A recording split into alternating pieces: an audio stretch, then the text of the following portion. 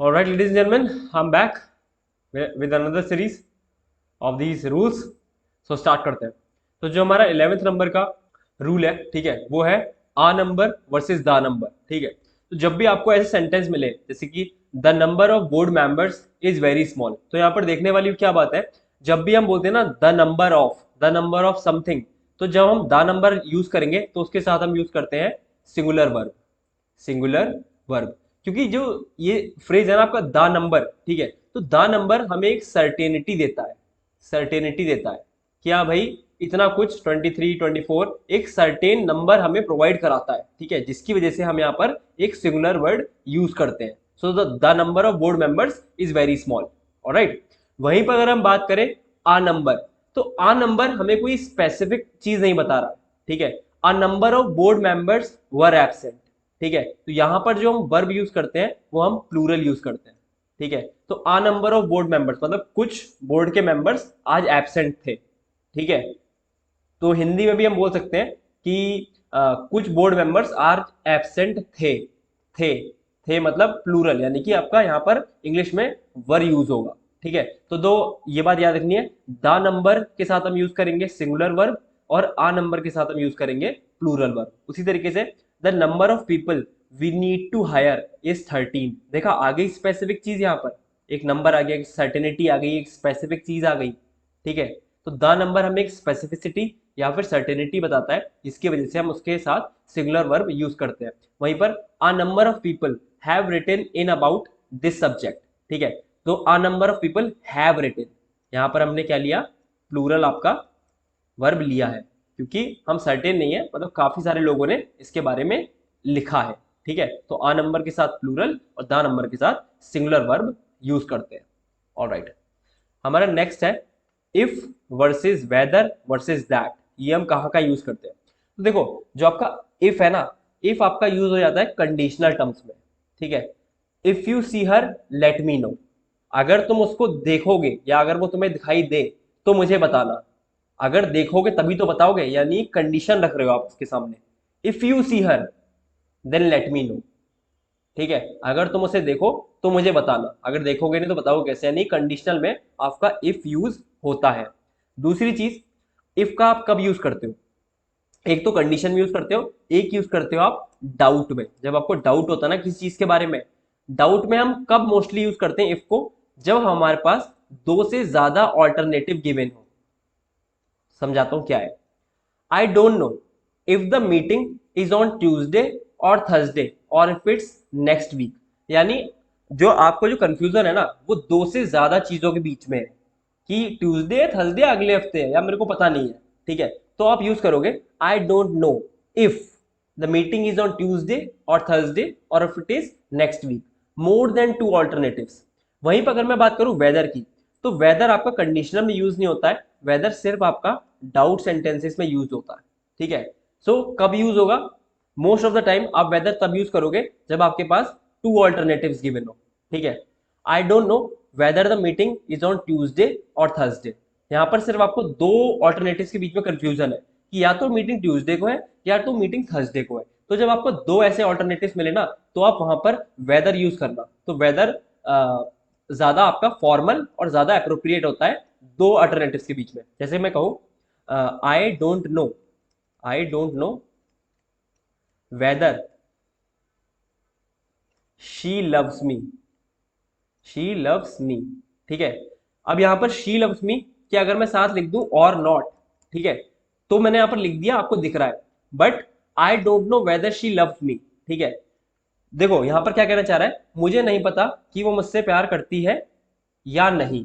But यहाँ यहाँ या जो यहाँ पर या नहीं है ना और नॉट, ठीक है, वो बेसिकली ऑलरेडी हमें पता चल रहा है, क्योंकि दो चीजों के बीच में चॉइस होगी, या तो प्यार करेगी या नहीं करेगी.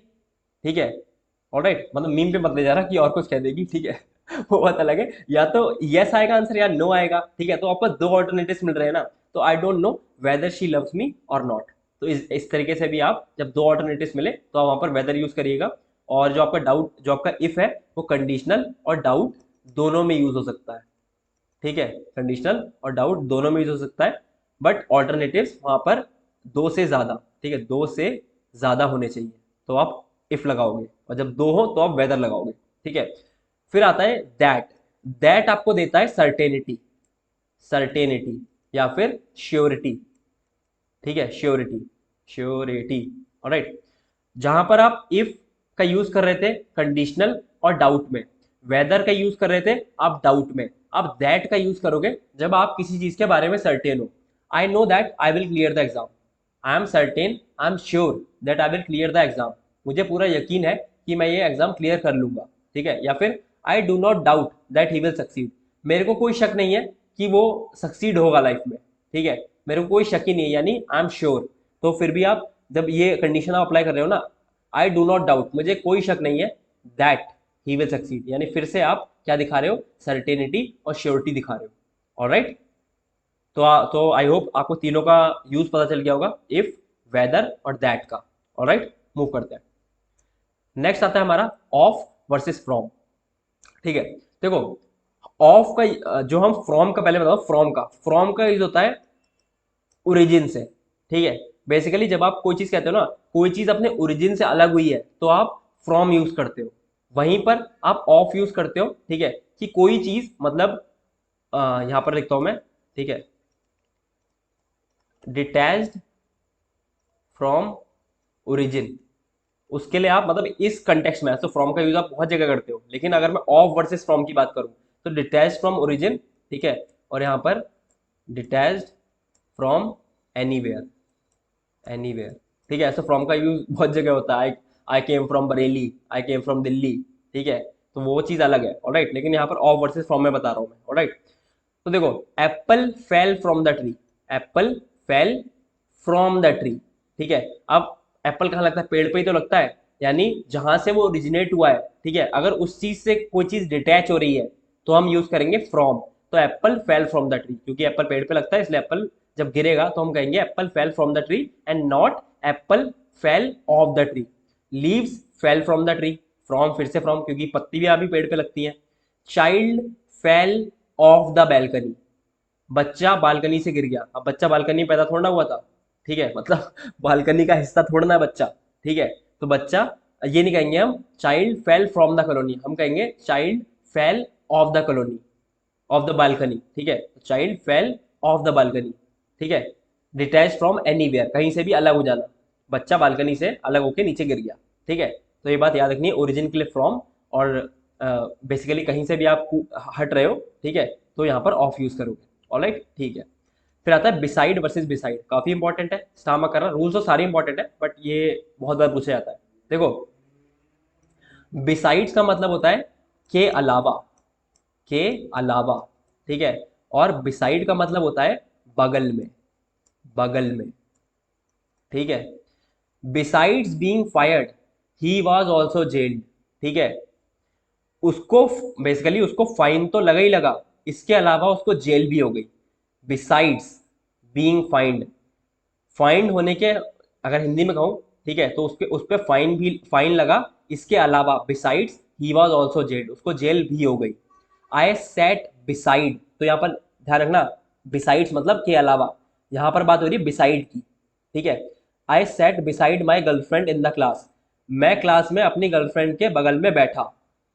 किस्मत वाले लोग हैं वो बात अलग है, लेकिन हमें यहाँ पर फोकस करना है कि आई सेट बिसाइड, बिसाइड का मतलब होता है बगल में, I sat beside my girlfriend in the class. I have never loved anyone besides you, मैंने तुम्हारे सिवा किसी और से कभी प्यार नहीं किया, ठीक है। I have never loved anyone besides you, ठीक है, मैंने तुम्हारे अलावा किसी से कभी प्यार नहीं किया, ठीक है, अलावा। दे लिव बिसाइड द सी, वो समुद्र के बगल में रहते हैं, बगल में रहते हैं, ठीक है। तो आई होप आपको बिसाइड और बिसाइड्स में अंतर समझ में आ गया होगा। पूछता है इस पे सवाल, बच्चे कंफ्यूज हो जाते हैं कि बिसाइड्स का मतलब अलावा है या फिर बिसाइड का मतलब बगल में है, ठीक है, तो याद रखना है। फिर आता हमारा नेक्स्ट बाय वर्सेस इन, ठीक है। तो बाय वर्सेस इन का अगर मैं रिलेशन के टाइम में आपको टाइम के रिलेशन में बताऊं कि यूज कैसे होता है, तो इन यूज करते हैं हम फॉर पीरियड्स ऑफ टाइम, ठीक है। जैसे कि मैं कहूं we have to leave in 5 minutes, सही बात है। वहीं पे बाय का जो यूज होता है, ठीक है, वो होता है for time, for points in time, एक कोई स्पेसिफिक पॉइंट बता रहे हैं, we have to leave by 4 o'clock, ठीक है, come home bye 10 o'clock, 10 o'clock, ठीक है। तो यहाँ पर आप कर रहे हो, यहाँ पर एक स्पेसिफिक पॉइंट बता रहे हो कि भैया 10 बजे तक घर आ जाना, कम होम बाय 10 o'clock। और अगर कोई पीरियड ऑफ टाइम बताओगे, ठीक है, तो आप कहोगे तो आप यूज करोगे इन का, ठीक है। We have to leave in 5 minutes, और वहीं पे पॉइंट ऑफ टाइम बताओगे तो आप यूज करोगे बाय का, ठीक है। सो भैया we have to leave by 4 o'clock, हमें 4 बजे तक निकलना है। कम होम बाय 10 o'clock, 10 बजे तक घर आ जाना। ऑलराइट, ठीक है। इसका हम यूज करते हैं मीन्स ऑफ ट्रांसपोर्ट में भी यूज करते हैं, इस पर भी सामा करना। मीन्स ऑफ ट्रांसपोर्ट में I go to work in my own car, ठीक है। देखो, जब हम पर्सनलाइज व्हीकल की बात करते हैं ना, ठीक है, पर्सनलाइज्ड व्हीकल जो हमारा अपना व्हीकल है, अगर हम उसमें ट्रेवल कर रहे हैं तो हम यूज करेंगे इन, ठीक है। और अगर हम कोई पब्लिक व्हीकल यूज कर रहे हैं ना, पब्लिक व्हीकल यूज कर रहे हैं, ठीक है, तो हम यूज करते हैं बाय, ठीक है। तो I go to work in my own car, मेरी अपनी कार है, उसमें ट्रेवल कर रहा हूं, इसलिए मैं इन का यूज करूंगा। My parents are coming by train, अब ट्रेन तो मेरी अपनी नहीं है ना, ट्रेन तो पब्लिक व्हीकल है ना, तो my parents are coming by train, ठीक है। और जो आपकी मोटर बाइक होती है या साइकिल होती है, ठीक है, उसको जो चलाते हैं तो हम यूज करते हैं ऑन का। He rides on his motorbike, वो अपनी मोटर बाइक पे चलता है या मोटर बाइक पे राइड करता है, ठीक है। ऑलराइट, तो जब मोटर बाइक या फिर साइकिल की बात होगी तो आप यूज करेंगे ऑन। जब किसी पर्सनल व्हीकल की बात होगी, आप अपने व्हीकल में ट्रैवल कर रहे हैं, तो आप यूज करेंगे इन। और किसी पब्लिक व्हीकल या किसी जनरल व्हीकल की बात कर रहे हैं तो आप यूज करेंगे ट्रेन, ठीक है। जब पर्सनल ना हो तो आप बाई यूज करेंगे, सॉरी ट्रेन नहीं यूज करेंगे, बाई यूज करेंगे। ऑलराइट, तो जब पर्सनल व्हीकल ना हो तो आप बाई यूज करेंगे। ऑलराइट, अगर मैं इसको ऐसे भी कह सकता था, ठीक है, usually I travel by car, अक्सर मैं कार के द्वारा ट्रेवल करता हूँ। तो यहाँ पर मैंने कोई ये तो नहीं बताया कि मेरा पर्सनल व्हीकल है, ठीक है, तो मैं यहाँ पर बाई यूज करूंगा। जब आपको सेंटेंस में दिख रहा हो कि यहाँ पर कुछ पर्सनलाइज बात करी गई है, कुछ पर्सनल बात करी गई है, तो आप इन लगाना, ठीक है, व्हीकल के साथ, वरना आप बाय लगा देना। और मोटरसाइकिल और बाइक के लिए ऑन यूज करना। ऑलराइट, ठीक है। नेक्स्ट आता है हु वर्सेस हुम, स्टार मार्क करना। इसमें बच्चों को बहुत दिक्कत होती है कहां पर हु यूज करना है, कहां पर हुम यूज करना है। तो मैं आपको दो तरीके बताऊंगा, ठीक है।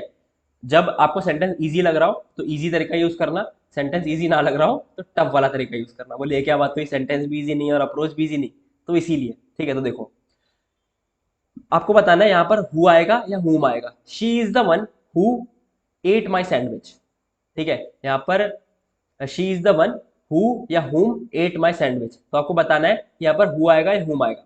तो देखो, इसके दो तरीके हैं।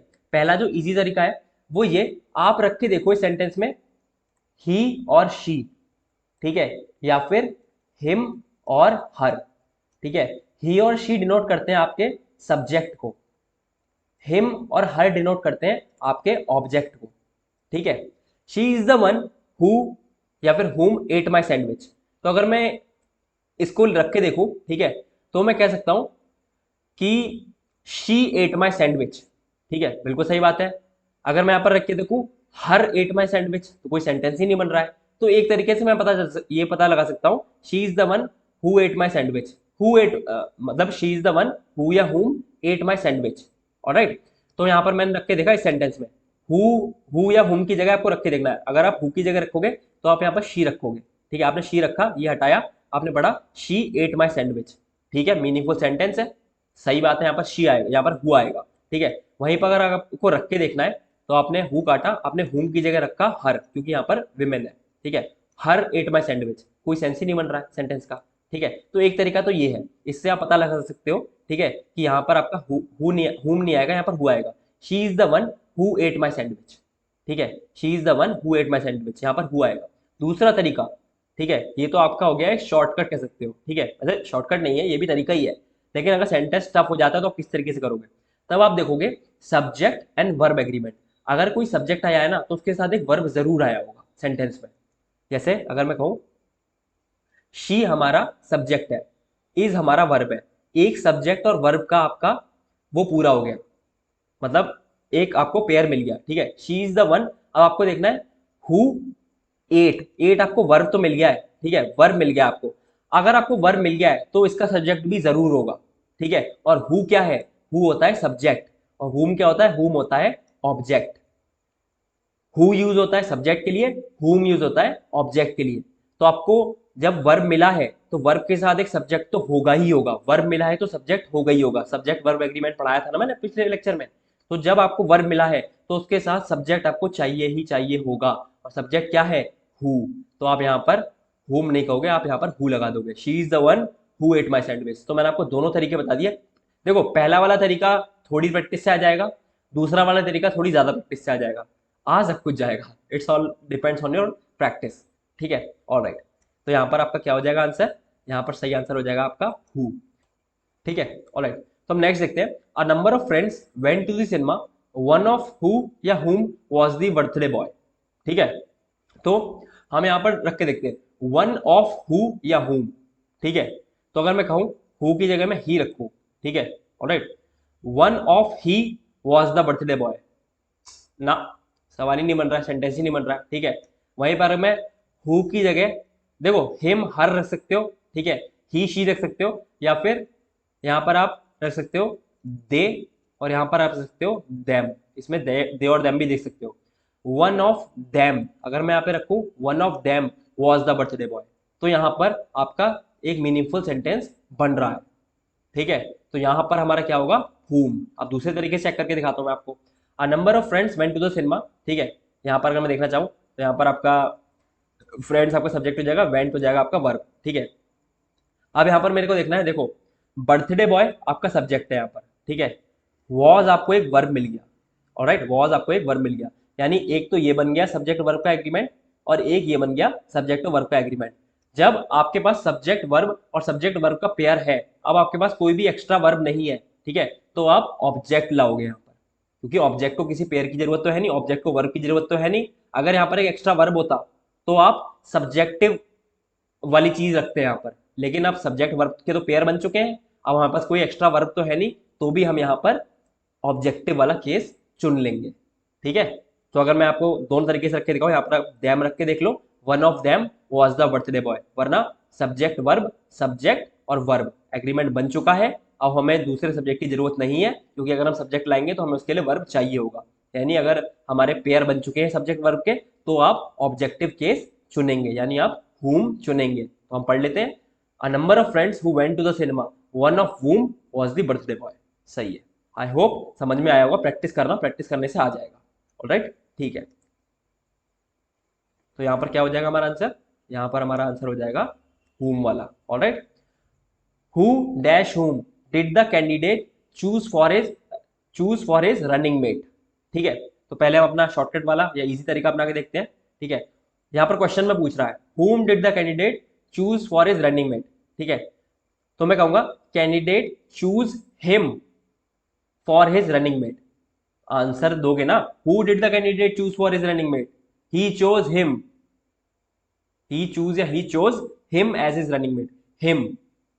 हिम आ रहा है ना, हिम कहाँ यूज करते हैं, ऑब्जेक्टिव के लिए, तो हम यहाँ पर क्या यूज करेंगे, हुम यूज करेंगे, ऑलराइट। एक तो ये तरीका हो गया, ठीक है, हिम हमारा परफेक्ट बैठ रहा है। The candidate choose him for his running mate, the candidate choose he नहीं, the candidate choose him for his running mate, alright.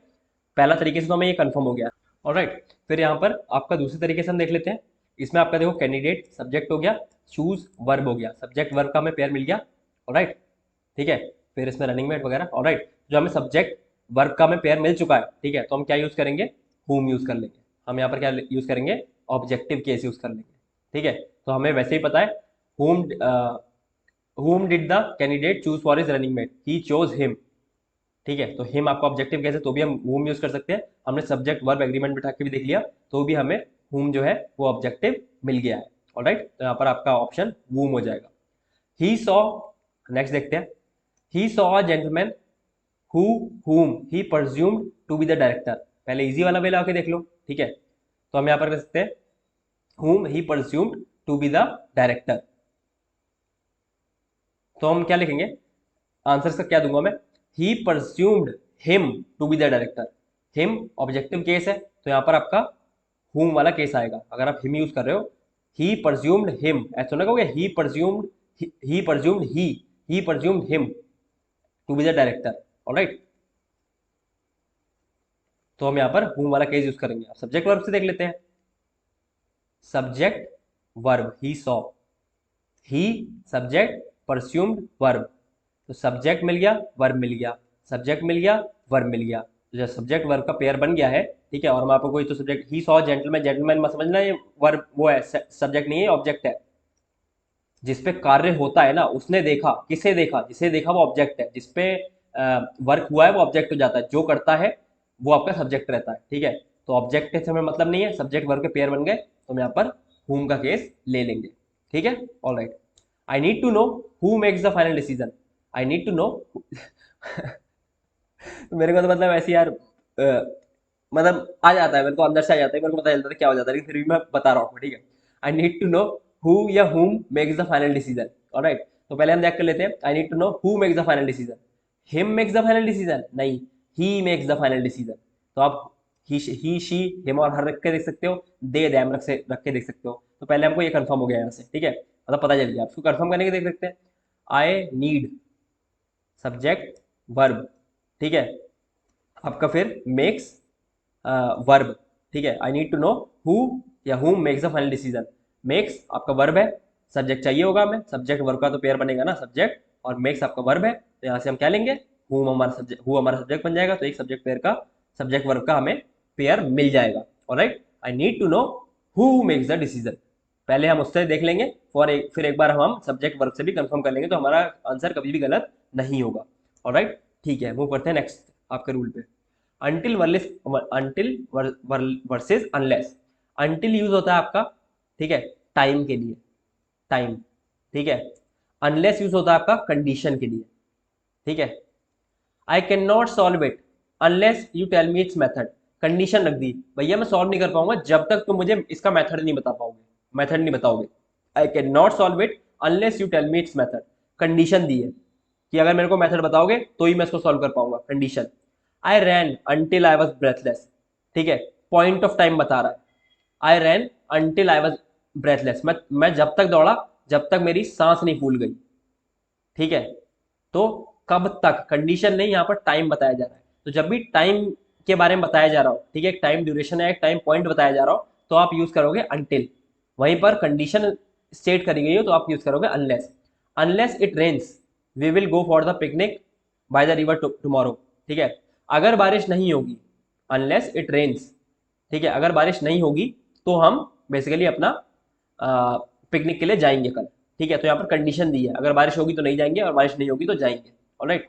Stay here until the danger has passed, point of time बता रहा है, जब तक danger गुजर जाता है, मतलब जब डेंजर गुजर जाएगा तब तक यहीं रुको, ठीक है, या फिर जब तक डेंजर नहीं गुजरता है तब तक यहीं रुको। तो यहाँ पर आपको पॉइंट बताया कि डेंजर मतलब कुछ टाइम के बाद गुजर जाएगा, ठीक है, तो यहाँ पर आपको अंटिल यूज करना पड़ेगा, ऑलराइट।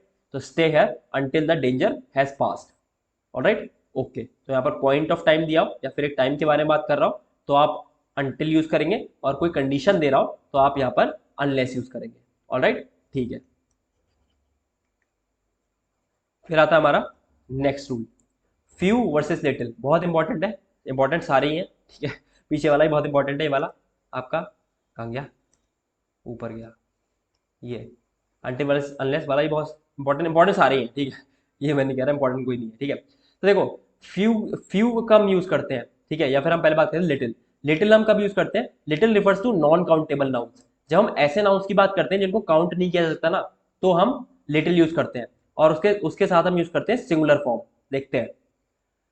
इसमें आपके तीन केस आते हैं, एक आता है सिर्फ लिटिल का, एक आता है आ लिटिल का, और एक आता है द लिटिल का, बहुत पूछा जाता है एग्जाम में, ध्यान से देखना। पहली बात हमें पता है लिटिल यूज करते हैं नॉन काउंटेबल नाउन्स के लिए, जैसे कि मनी काउंटेबल नहीं है। अब बहुत सारे लोग बोलेंगे क्या बात कर रहे हो, मनी काउंटेबल है भैया, हम पैसे नहीं गिनते हैं, you count rupees, you can not count money, you can count hours, you can not count time my friend, time नहीं काउंट कर सकते आप, घंटे काउंट कर सकते हो, रुपए काउंट कर सकते हो, मनी काउंट नहीं कर सकते हो। मनी एक अनकाउंटेबल नाउन है, चक्षु खुल गए होंगे बहुत सारे लोगों के, ये क्या बात कर दी, ठीक है।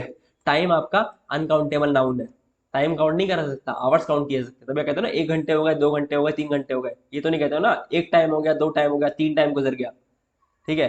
उसी तरीके से आप कहते हो मेरे पास 10 रुपए है, मेरे पास 20 रुपए है, मेरे पास 100 रुपए है, मेरे पास 100 मनी है, मेरे पास एक मनी है, मेरे पास 2 मनी है, थोड़ा कहते हैं मनी आपका अनकाउंटेबल नाउन है, ठीक है, ऑलराइट।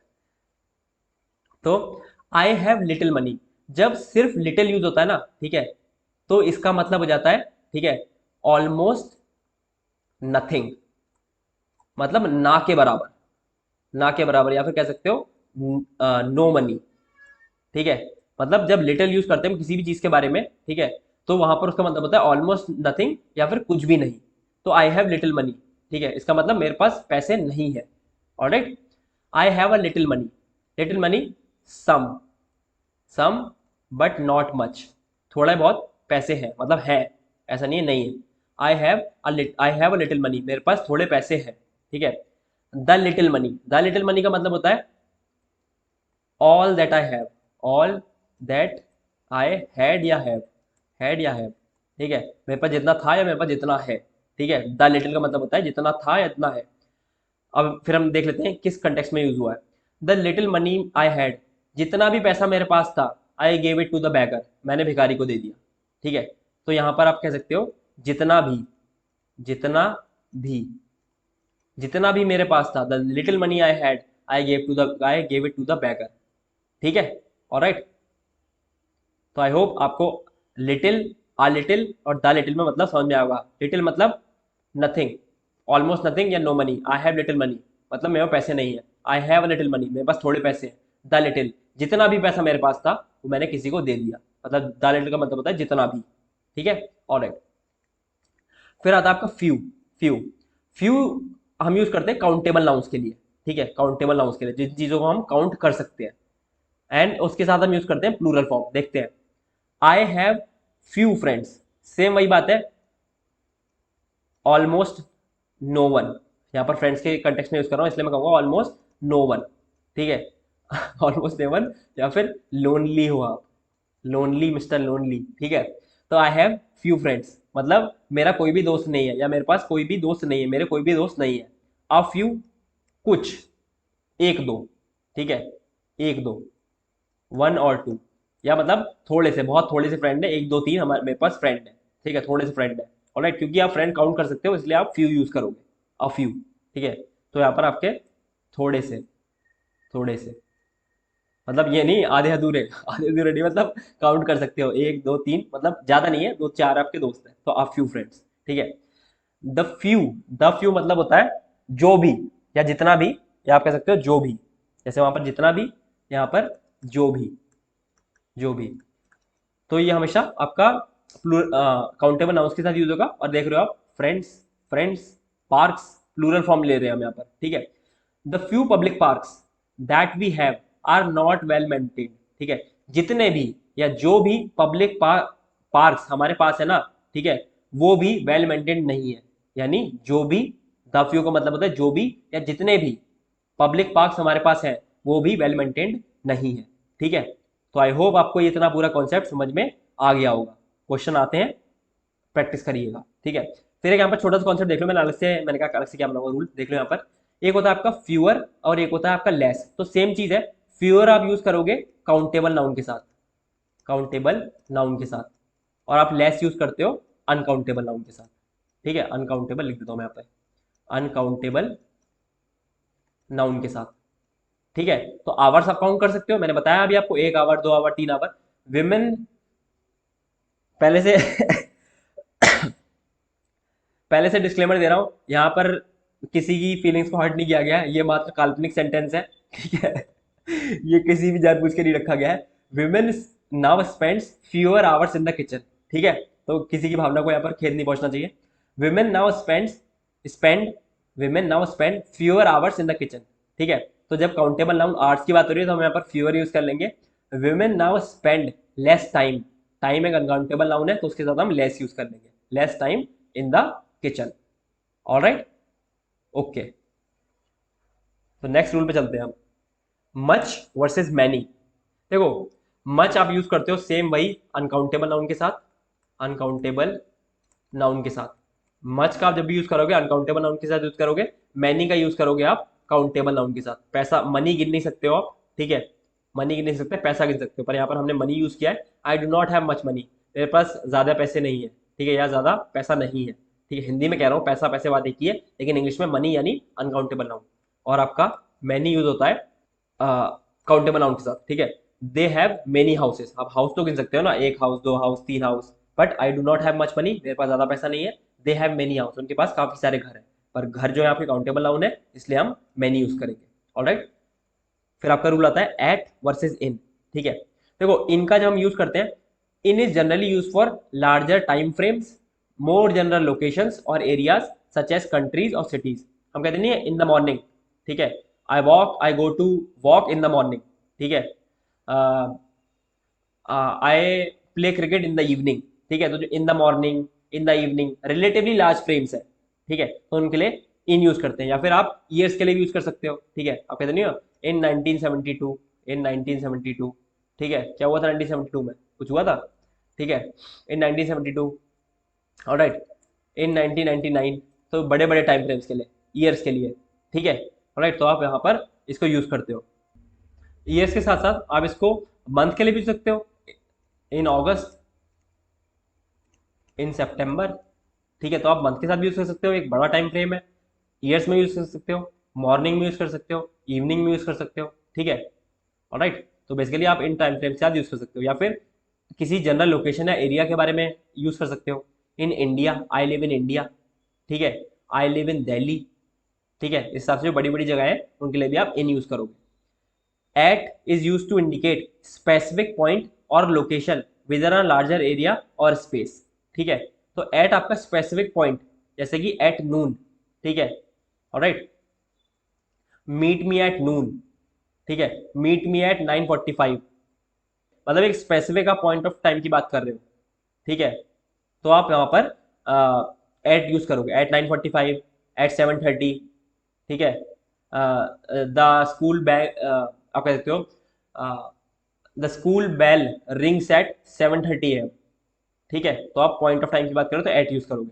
ठीक है, या फिर आप कह सकते हो I live at Rajiv Chowk इन दिल्ली, अब दिल्ली बड़ी चीज हो गई है, ठीक है, तो यहाँ पर आप एट यूज कर सकते हो, मतलब एट यूज करोगे छोटी लोकेशन के बारे में, ठीक है, राइट, तो यहाँ पर आप कह सकते हो I live at Rajiv Chowk इन दिल्ली, ठीक है, ओके। फिर आपका जो ऑन होता है, ठीक है, ऑन आप यूज करते हो डेज के लिए एंड डेट्स के लिए, ठीक है, तो आप कह सकते हो ऑन संडे, ठीक है, ऑन संडे, या फिर डेट के बारे में बात कर रहे हो ऑन 15 अगस्त, ठीक है, तो आप कह सकते हो our India got independence from Britishers on 15 August 1947, ठीक है, तो बेसिकली आप डेट की पहले बात कर रहे हो तो ऑन 15 अगस्त, ठीक है, ऑलराइट, या फिर आप कह सकते हो I got married on 10th मार्च, तो ऑन आ गया, ठीक है, और कह सकते हो I will see you on Sunday, ठीक है, या फिर नॉर्मल भाषा में तो आप तो ऑन हटा के मतलब इनफॉर्मल में कह सकते हैं I will see you Sunday, वो नहीं, I will see you on Sunday, ठीक है, the coaching will remain close on Sunday, alright, तो आई होप आपको डेज और डेज और इन सब का कॉन्सेप्ट समझ में आ गया होगा, ठीक है, ओके, तो ये था आपका सेकंड पार्ट, ठीक है, रूल्स का। तो फिर मिलते हैं नेक्स्ट वीडियो में, तब तक पढ़ते रहिए, नोट्स बनाते रहिए, ओके, बाय।